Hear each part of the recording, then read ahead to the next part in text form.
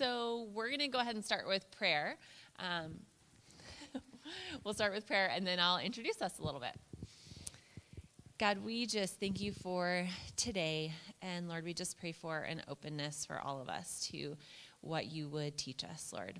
Whether we're here and having had left the church, or God, even if we're here just hoping to help others who are leaving the church, we just pray that you would impart some wisdom in each of us today, and we just pray that you would make us open to that. In your name, amen. Okay, my name is Katie Johnson. My husband David will be up here as well. Just as a little introduction to us, we are both counselors. David's a psychologist, I'm a clinical social worker, and we have lived here in Utah for about 8 years.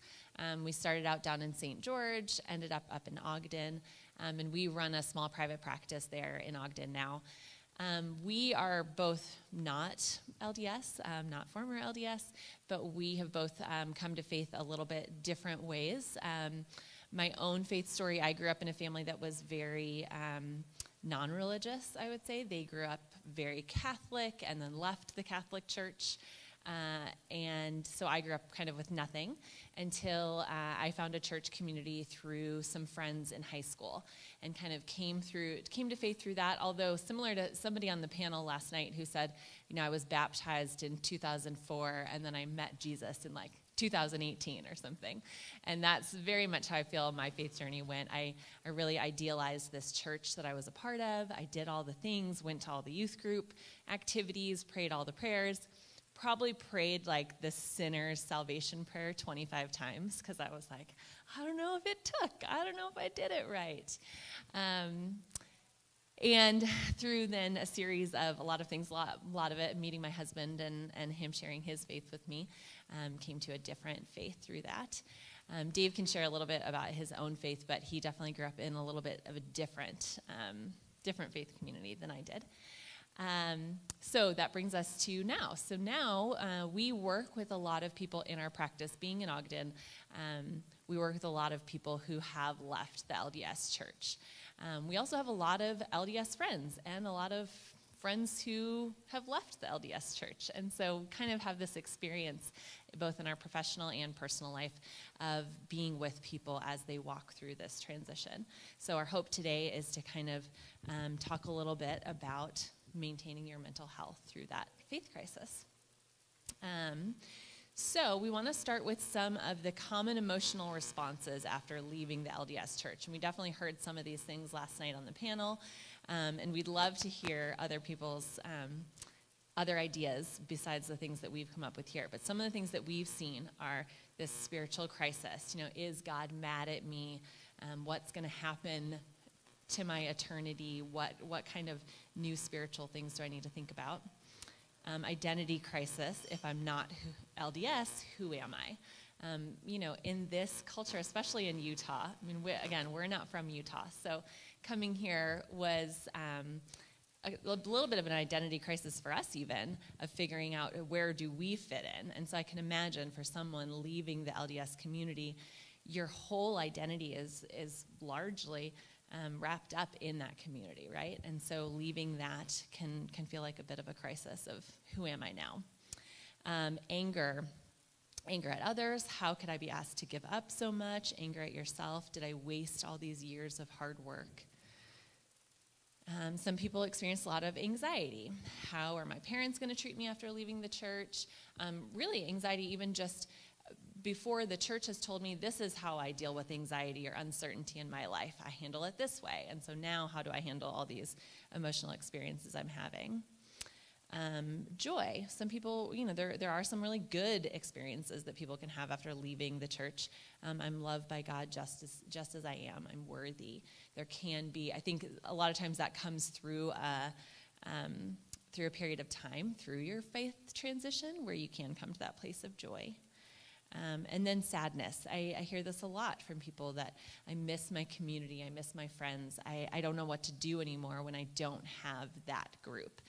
So where do I go for that? And we're going to have David come and talk about this a little bit. Hey, everybody. Thanks for watching online, and thanks for being here. As Katie mentioned, I'm a psychologist, and my upbringing, I came from, I would say, a zealous Christian home. It was very oriented completely around Christianity, and I would say there was a certain amount of fear mixed into that if we aren't constantly focused on God, maybe we're going to forget God or God's going to forget us, and like that shaped me in a certain way. I would call myself like a religious warrior as a kid and growing up and in high school, and I remember a moment with friends where they discovered some sin that I'd been hiding, and it was like mortifying, like, oh no, my image of Christian warriors like falling apart, and they're like, these are my non-Christian friends. They're like, it's okay. You're just human too. And I was like, dang it! I thought I'm not supposed to be a light. And so my faith journey we've lived in several different places. We've been a part of different faith communities, different Christian churches, and it's really evolved. It's shaped. It's been a journey, a path. And so I want to speak today to people who are leaving the LDS church or have left or considering, or people who are also evolving in their faith journeys as well and changing as we all probably are. So we're going to talk today about one concept. My discipline as a psychologist, I worked a lot with military veterans, and military veterans obviously go through trauma. I just was talking to somebody on the panel this morning, and she said that in many ways, like talking to veterans, actually she sees a sort of similarity in the journey of trauma that they've been through, that you don't even realize it until afterward, but that there are traumatic effects. And that's not for everybody. Not everybody who's left the LDS church experiences what they would call religious trauma or abuse, but some people do. So just as a point to see if this connects with you, obviously we know religion is something Jesus came to actually kind of demolish, and it's the sociological influences, it's the group mindset, it's the culture that we were raised in, right? In Jesus' time, it was this elitist Jewish community that was setting the rules, right? I love Ross's thing today was like, there's no rules, right? I love that. He's like, if you want to do this, if you want to do that, like there's freedom, there's grace here, like we're not going to control you. And that is religion, right? Religion is control. So when control is such a heavy influence, we can experience what's called religious trauma. And this is not a diagnosis in a specific book or anything like that, but it's something that people are starting to talk more about. So you could just overarchingly say it's pervasive damage, psychological damage that came from religious messages, beliefs you held, or experiences you went through. Last night on the panel, various people shared moments that felt hurtful, that were orchestrated by the church, that were part of the dogma and the doctrine of how we do things and the policies and procedures.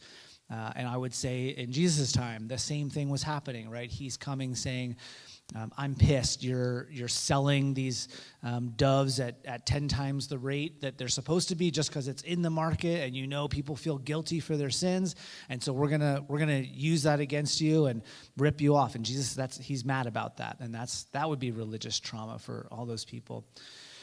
So a few areas you might think about that you may have been shaped by, again, this goes across religion, I would say, but the idea that thoughts and emotions can be good or bad.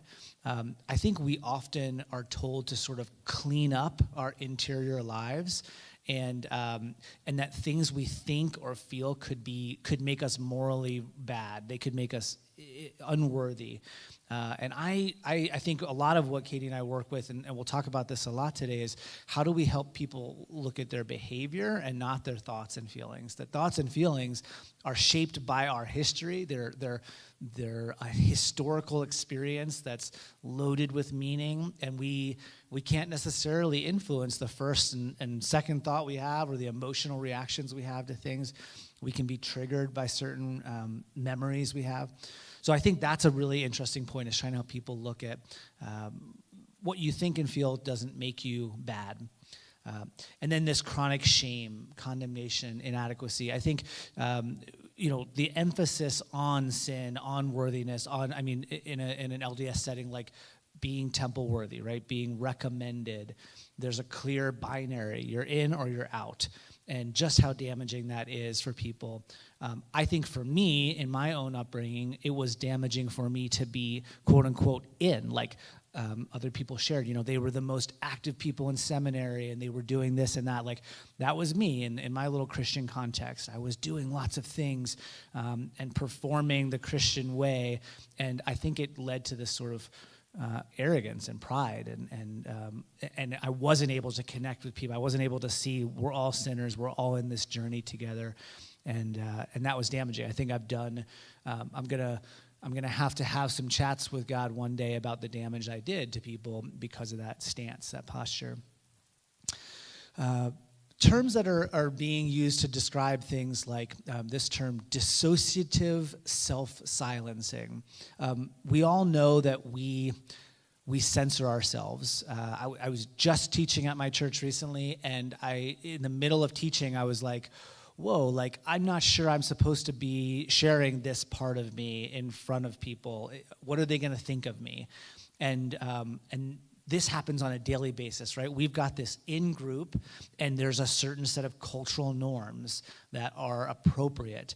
And when we're not living those, we feel like we might be ousted, right? We might be exercised. And this goes way back to our sort of tribalistic thinking that we want to belong, we want to fit. And so virtue signaling, like I'm in the crowd, I'm safe, I'm trustworthy, and yet those are lies sometimes. Like I'm not always living this life I say I'm supposed to be living, or maybe I'm doing things that I'm thinking God is actually okay with these things, but this group is not, and so we hide ourselves, and then spiritual bypassing. This is what we call call it like using the religion card. There's people who will say, I'm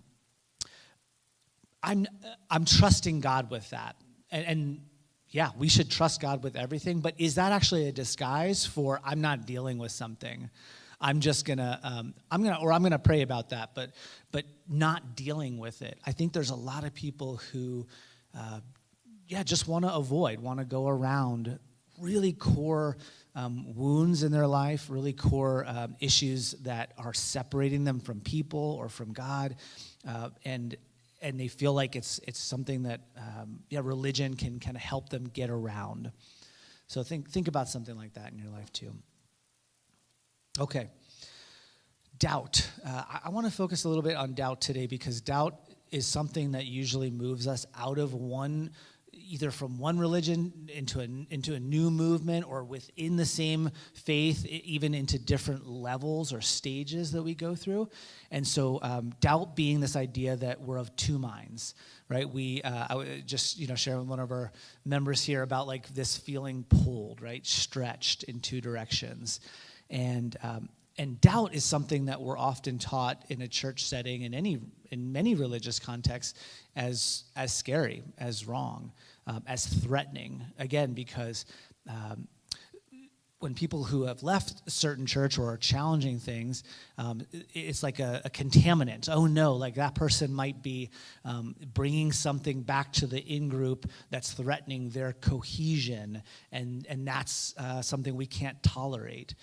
And yet, doubt might be the key in many ways to our journey closer, especially closer to Jesus. When you grow up in a certain faith, I know for me, my entire worldview was shaped by this. So I was taught how to think through this lens. And I think this is a nice quote. For many of us, faith is our map of reality, our map of the universe. It tells us where we are, where we've been, where we're going, right? Think about the giant map at the mall and you're overwhelmed, and then you see like, oh yeah, that's where I am. But as soon as our trusted map stops matching reality, when you look around and nothing looks like it's supposed to on the map, that feels disorienting. And the word, the prefix dis probably fits a lot of what we go through. Disillusionment, right? The illusion that we have created of what the world is, or how the afterlife works, or how we get in right relationship with God. All of these schemas and blueprints to get there, when they start falling apart, disillusioned, distanced even from myself, disenchanted. That's another word we hear people say a lot, is like this fairy tale myth that is sort of like crumbling, and it's now terrifying to face the real world. Feeling disoriented. So that, and the psychological word for that is like a mental map that we've made. And when we're moving from that one map to another, that paradigm shift. That's a huge concept. So things that you might recognize, little check boxes of doubt you may have been through. Am I out of God's favor or love or protection? I know there are moments in my life where I still get I would call them like flashbacks of doubt, where this is not what I used to do or teach or believe, and so if I those earlier memories, earlier ways are still there. They're not gone. And every once in a while, a new experience laying on top of that, but it's sort of like pokes through. And then I get this reaction like, oh gosh, what if this is not okay? What if I'm not doing the right thing? So we can still have those doubts. Is God going to punish me, right? Is there something, like a lot of people we work with still fear, one day are they going to have to answer to God, and that they've gone the wrong direction. They've left the true church. Questions about how do I make sense of the fact that I felt the Spirit when I was in a specific church or in a certain setting or on my mission? How do I make sense of that? And I loved last night, some of the panelists talked about how they felt Jesus with them their whole life. And yet, there have been other pulls, right? Other magnets. And I think the magnet of fitting in and belonging and not rocking the boat, right? Making sure we honor our family's legacy is huge. If anything, I came from an East Coast family. I grew up in Pennsylvania, but my family's from New York, like Brooklyn. And and I think the thing about the East Coast is that there are a whole ton of individualists. Like, they don't care about differing in opinion. And actually, I think that was a real gift that my family gave me, because despite pressure to sort of stay in the herd, they also taught me be different and don't be afraid to stand out. And so that was something that's helped move me in many ways. Who should I trust the truth with now? Who should I be seeking that from, or what sources? That can feel scary and uncertain. And then just generally, what if none of this is true? I can share with you, I know when I read the book Under the Banner of Heaven, John Krakauer's book that takes you through the entire origins of the church, I remember thinking to myself, what if the Christian story is like this? What if there are things that I am being deceived by? And I had to sit with a lot of doubt in that moment. I remember that very pivotal moment. Mother Teresa has gone through, in her life, she went through huge periods of doubt. And we're going to talk about how we deal with that. But again, talking with people here is wonderful, because phrases come up that are just so true across the board. But many people feel like they have been constructing, I would call it, it's called a faith fortress. That's a word that Brian McLaren uses. This untouchable structure that no one can get into, that proves everything is true that I've been holding. And then things start happening. Questions start seeping in, right? Maybe I like this image because it almost looks to me like a sandcastle. And so if you were just to have a little bit of water start dripping at one part of a sandcastle, eventually everything's going to start crumbling. And usually some core piece, or even could be just some ancillary piece, some tiny piece starts to crumble. But everything's connected, and many people will sort of, we talk about shelving that and putting it off, and then the shelf is too heavy, right? That's a common metaphor you hear. And today we want to talk to you more about not constructing in your new journey of faith you're on, not making the effort to construct a new faith fortress, but seeing this as a more of a journey that you're constantly on, that God is constantly shaping and moving us in new directions, and the metaphor of a path being unknown around the next corner, but knowing that we're following God, right? I love how the sun is, you can see the sun shining through here. Like that's our true north that we're seeking out. Do you want to share a little bit about this? Yeah. Okay, so when we are in a place of uncertainty, one of the things that comes very naturally to us is to deal with it by worrying, by thinking through all the possible scenarios. If this isn't true, then what happens in my life? Worry is definitely something that I have struggled with a lot personally in my own journey. And so it's something that I connect to a lot with people who are going through faith transitions. Again, whether it's out of the LDS church or other church communities, it's something that we go to often. So, worry is kind of the emotional way that we deal with that uncertainty. And then behaviorally, things that we do is we kind of go through either these approach strategies or avoidance strategies. Some of the approach strategies would be things like excessive reassurance seeking, asking other people, is this okay? Am I okay? Am I doing the right thing? Double checking over and over. Maybe that might look like, rereading the Bible, rereading the Book of Mormon, trying to figure out other things, excessive information seeking. I know some of the people last night too were talking about kind of going down this path of just constant research and trying to find answers and things like that.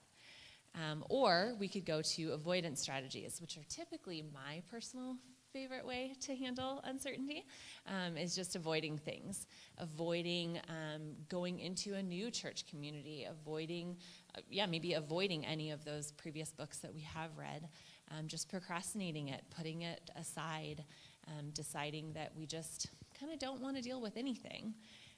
Another thing that came up last night was impulsive decision making. I feel like there were quite a few of the panelists who shared their journey of just deciding, I'm going to do everything the church has told me not to do, and kind of going down. And maybe that was impulsive. Maybe that was very intentional, that they decided, like, I want to go this completely different route. Or partial commitment to people and situations. So, again, this might be things like kind of dipping your toes into different things. Do you want to come back up and do this? So why is doubt, I would argue, important, healthy, normal? First, it's honest. And God asks us to be honest, right? Everything we have, everything we are, is okay to God. And so doubt being something that some of us will go through more intense moments of doubt, some of us will go through less, but whatever you are experiencing, it's okay with God. We can be angry at God, right? There's lots of examples in the Bible of people being angry at God. There's people doubting God, right? There's people who put God to the test because they don't, their faith is small, and that's okay. So the idea that God would be, if God is a loving God, he can handle our uncertainties. And then because we talked about this idea of moving from stages of faith. So there's lots of models all about what different stages of faith can look like. One of the ones I've been reading recently has to do with this idea of stage one being simplicity. Like we grow up as kids thinking in yes and no categories in binary, and that's how our parents teach us. Is that a cat? Yes or no? Like that's kind of a basic cognitive start to our framework, and good and bad, and we start seeing the world in these ways. So simplicity being this very black and white way, and then we move into this stage of like commitment to action. We're sort of moving into like being very pragmatic and very active in our faith and achieving and doing good deeds, and that's all important as well. We can get overzealous, I think, in that, and we can feel like that's the point. And then we sometimes move into this stage 3 of doubt, of perplexity, like complexity, like, man, deconstructing things and re-examining them. And that can be scary. And then this final stage of harmony, integrating all these stages together, and that looking a lot like what God says he is, which is love. And so moving all of these stages towards love. But if we can allow doubt, there's a great play that was turned into a movie called Doubt. Doubt, often experienced as weakness, requires more courage than conviction does, and more energy, because conviction is a resting place and doubt is infinite. So we can actually acknowledge that doubt is a place that moves us rather than conviction being a place we stay stuck. Think about conviction as like a cul-de-sac, and we're settled in, we're stuck, and a street being something of movement. I also think it's important to know that Jesus himself experienced doubt. He seemed to exhibit that to other, when he's on the cross and he says, my God, why have you forsaken me?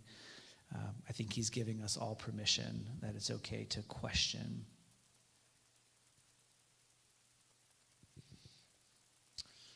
All right. Resilience.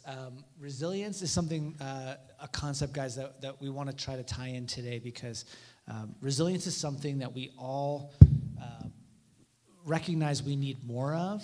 And on the whole, if we were to describe like what is resilience, it's a process of adapting to difficult and challenging life experiences. So a faith transition being a huge challenge through mental, emotional, and behavioral flexibility, adjusting to these demands. So a few ways that we're going to talk about, the most important being the way that we engage with the world, the way we view the world, being the external world and also our internal world. Availability and quality of social resources is huge. Like, y'all are here at this conference because you want to connect with other people. That's a smart move. That's a resilient move. And I know Ross talked about these mentors that you can get signed up with. That would be a really neat idea. And then just doing specific ways of coping with stress.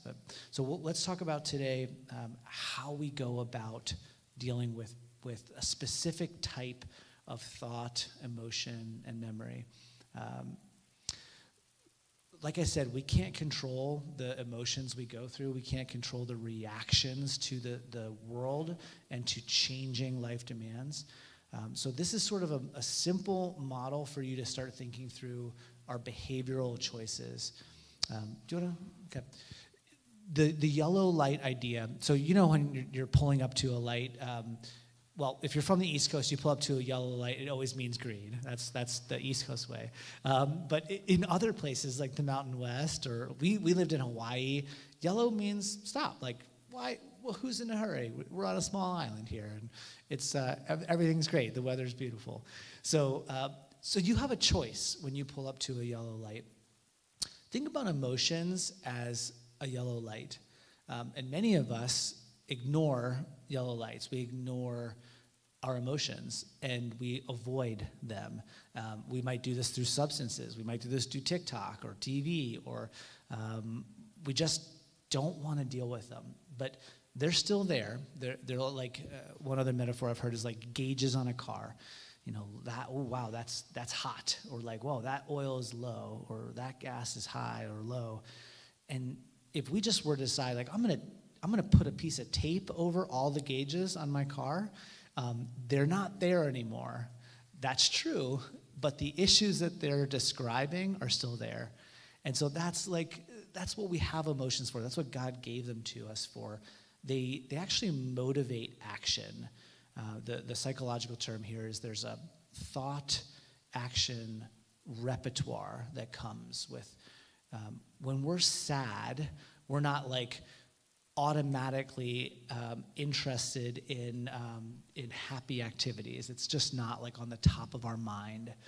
We would rather be alone. We'd pull away. Or sometimes we want to be with people. But there are motivating forces that emotions give us. And so the first choice here when we experience an emotion, especially what we call painful ones, and I'm not even using the word negative emotions, because again, that implies that there's a certain emotion we want and a certain one we don't want. But again, if they're all part of that car's gauge, anger, for example, being something we might be uncomfortable with, but it's telling us something. It's telling us something about the justice in the world.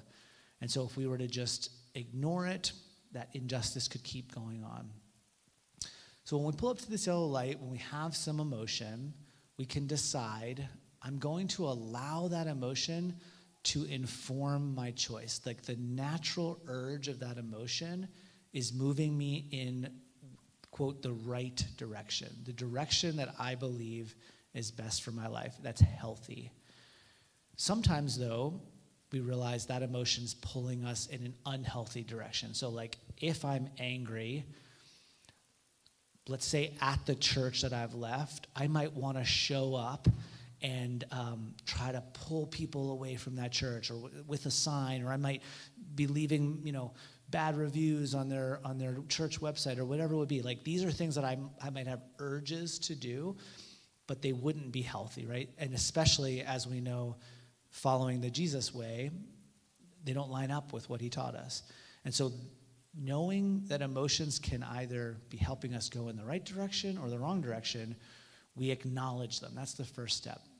So either they allow us to inform our choice, either we avoid that urge or we go with it, depends on what we're going to do, what our long-term goal is. The other side of this decision point here is that we could proceed in some new direction regardless of what emotion we have. We could actually even act opposite to our emotions.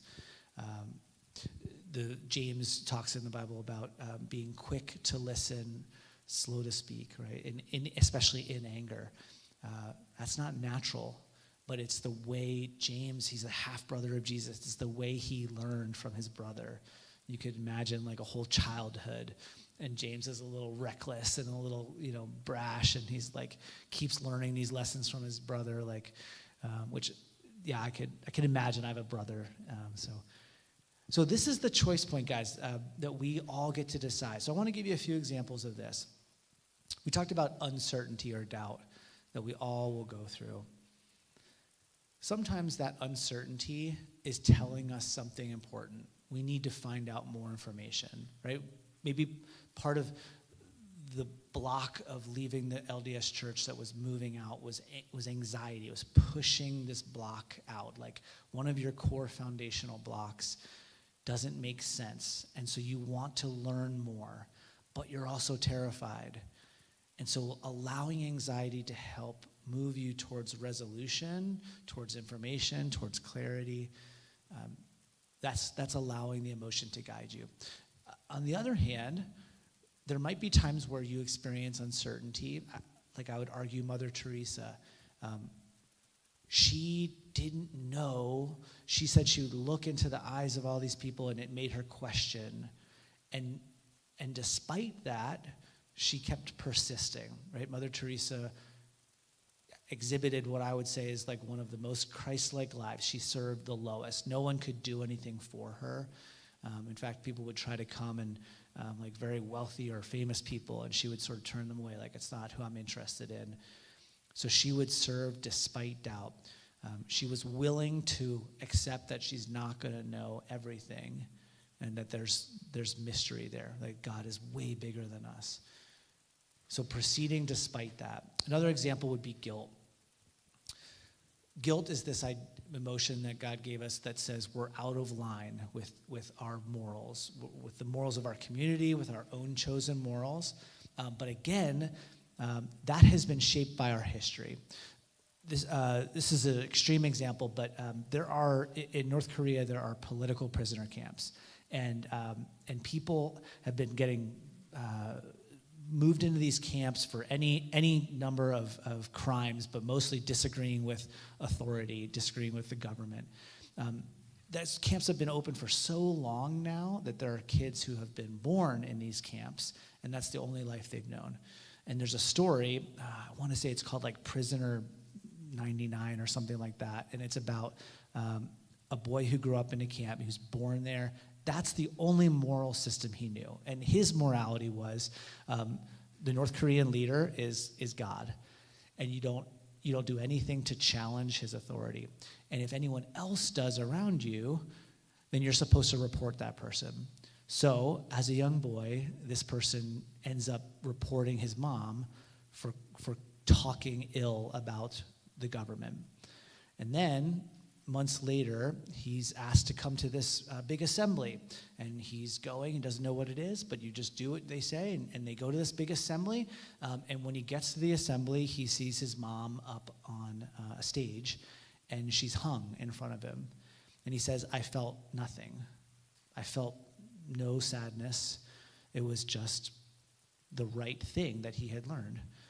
It wasn't until he escaped, and it's a miraculous story of how he got away, and he came to the West, and he got connected with a Christian church, and that he starts to feel guilt. And I would argue that that's God working in his heart to show him that was the wrong path, and that's a healthy emotion, and he's wrestling with that now, and thank God there's an answer to our guilt, all of us. So guilt can be a healthy thing, guys, but it came from our culture. There's things that I believe I was probably taught that are wrong that I question now. And I sometimes have to think to myself, well, I still feel guilty sometimes when I'm doing this. Is that true guilt or false guilt? Is that guilt that came from my history being taught? I mean, a simple one would be drinking coffee, right? We're all talking about this free latte bar here. Like, that would be wrong in the LDS church to be talking about coffee in this innocent way. But we all know that drinking coffee, if you decide to do that, would be fine. God wouldn't have an issue, right? God says specifically, Jesus told us, what you put into your mouth doesn't defile you. It's what comes out of your mouth that defiles you. So if you experience guilt, letting the emotion guide you would be, if it's true guilt, I'm going to make amends. I'm going to fix. I'm going to stop this behavior. However, if that guilt is what we decide is false guilt, it was taught to us in an inappropriate way. In Jesus' time, it would have been like, Jesus, you're not supposed to be helping heal someone on the Sabbath. And Jesus said, no, you've heard it, a lot of phrases Jesus would say, like, you've heard it said, but I tell you this. And so Jesus is moving people out of a certain way of thinking into a new way, a new level of freedom. And so sometimes you might need to keep doing that behavior to allow guilt not to guide you. And you may always feel guilty, even if you do that the rest of your life. But if you've decided that's not wrong in God's eyes, then I would argue that's the right thing to do. Fear being things like if you've left the LDS Church and you're considering joining a new Christ-centered faith community, and let's say you join that, but there's reminders of your old church there. Fear can set in this like red flag. What's healthy and what's not okay. And so you might see things about this new community that feel scary. And so letting that emotion guide you would mean maybe there are hypocritical leaders who are saying one thing and doing another. Maybe there's a church that gossip spreads wild like a wildfire, where people tear each other down, or there's competition for status, or there's favoritism, right? James is writing about favoritism. Like, don't show favoritism to the wealthiest person in the church and have them sit in the best seat. So if you're seeing this stuff happen in a new church community you're deciding to check out, that fear is healthy. It's guiding you away. Not all faith communities are going to be healthy. However, at the same time, you might consider joining a church and you start experiencing fear. You get triggered. Oh man, that pastor said this phrase, and that phrase reminds me of my old faith community, and now what do I do? And so now you're left with this choice, and you might need to decide if that anxiety is not guiding you in the right direction, that God wants you to stay and go through this discomfort. And maybe even commit further into this community, maybe serve, and to do it with caution, but do it regardless of your uncertainty.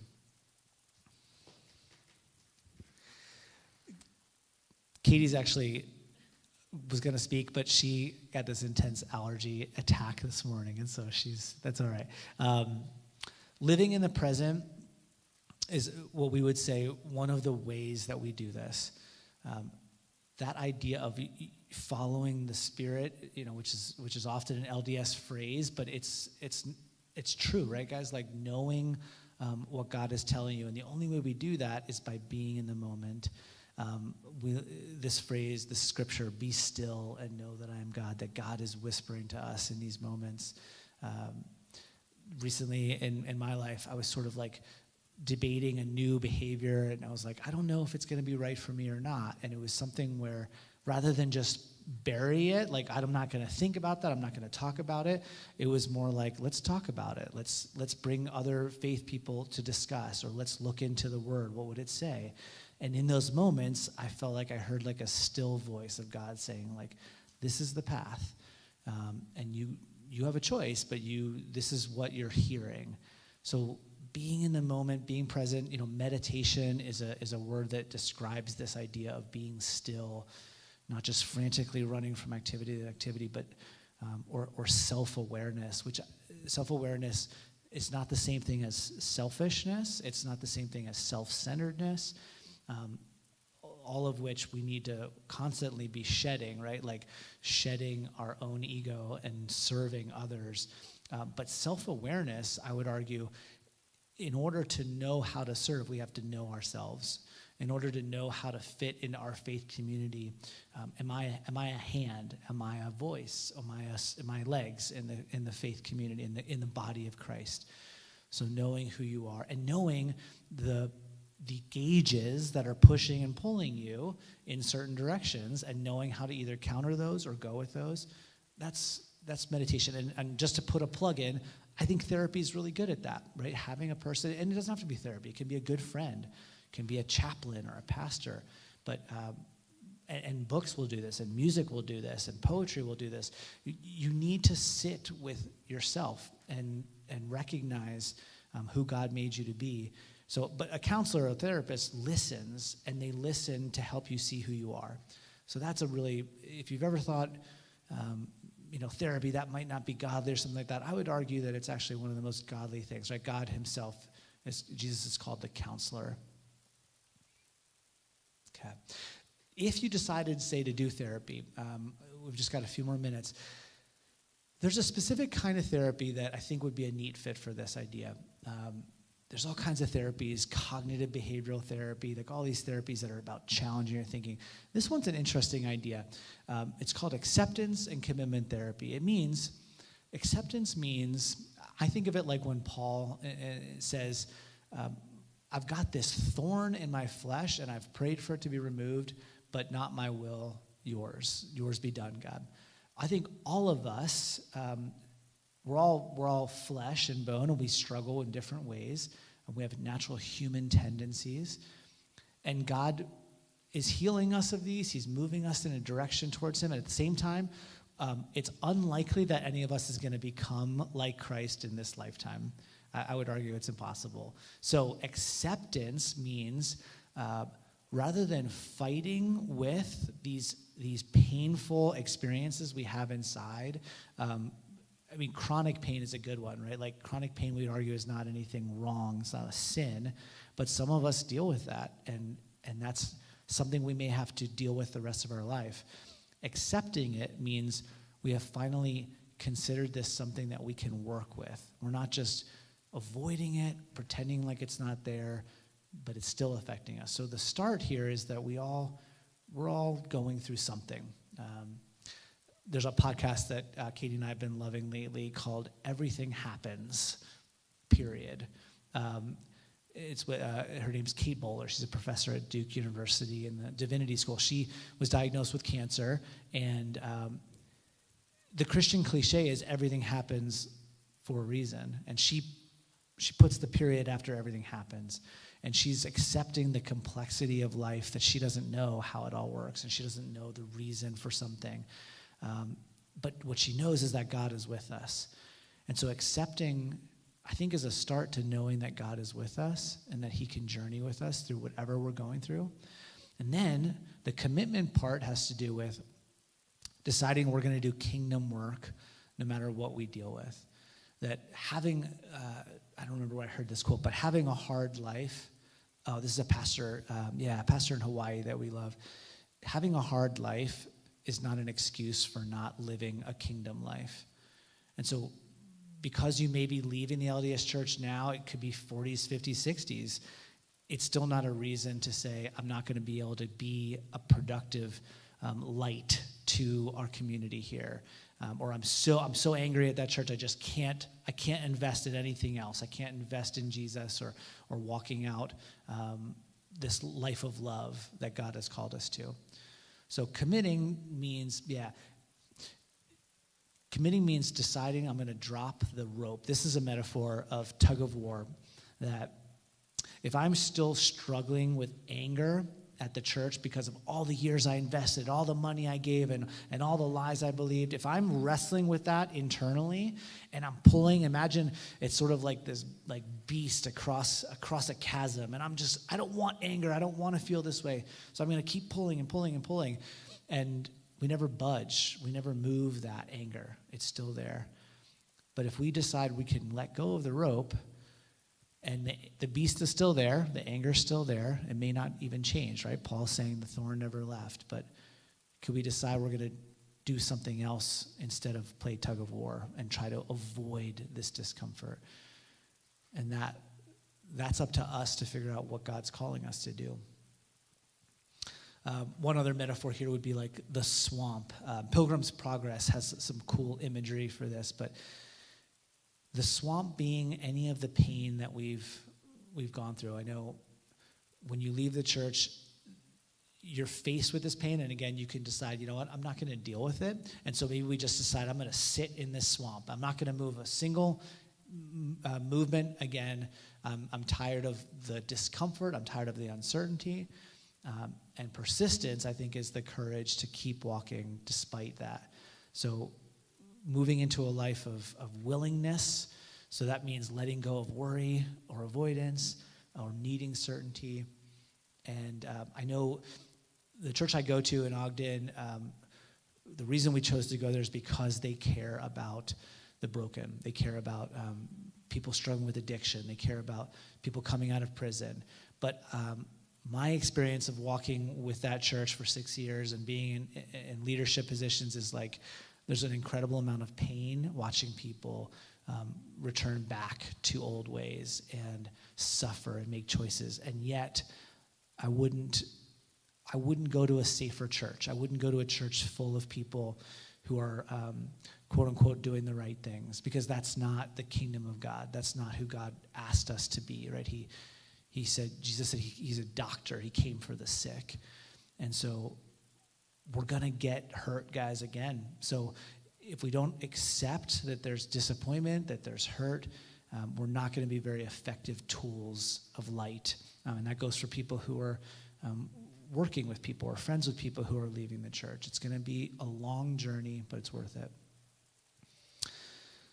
So this idea of choosing our committed values, that phrase true north, I think Ross used that last night, that choosing our direction that doesn't change despite the storm we're in. That when the waves are intense and the wind is scary and it's loud and there's thunder and lightning, and the reason I think a lot of us are here is because of Jesus. That Jesus gave us that direction because the life he lived, the concepts he embodied and taught, we know are true. And so this kind of like faith expressing itself in love, I think that's the thing that we could all sort of ask ourselves. Is that what we're doing each and every day, despite the discomfort or pain we're in? And one way you might want to do this is just a little exercise you could try at home, a bullseye that you might decide, maybe 4 values that you know God has really instilled in you. And they're going to be different for different people. Could be peacemaking, could be mercy, could be justice. But you might ask yourself, like, where do I fall? Maybe you'll draw a little arrow, like, okay, here's how I'm loving. Like, I'm not hitting the mark for what God wants. We know that the word sin is a metaphor from archery. It's like, oh, you're missing the mark, like you're off. But not just with sin, guys. Like, the reason sin's a problem is because it's taking us away from these things. So maybe like a reverse of not a sin bullseye, but a sort of like fruit of the Spirit bullseye, is where do I fall? Like, yeah, I'm really nailing it on joy. No matter even how much pain or anger I have or sadness, I'm still living a life of joy, or self-control or faithfulness. So the question is, what do you want your life to be about, despite what you've been through? And then how can I move one step closer? Asking God that question, asking your friends, asking your fellow journeyers, and then making a commitment. That's what we want to ask you to do today. I think we're out of time, but thank you so much for coming.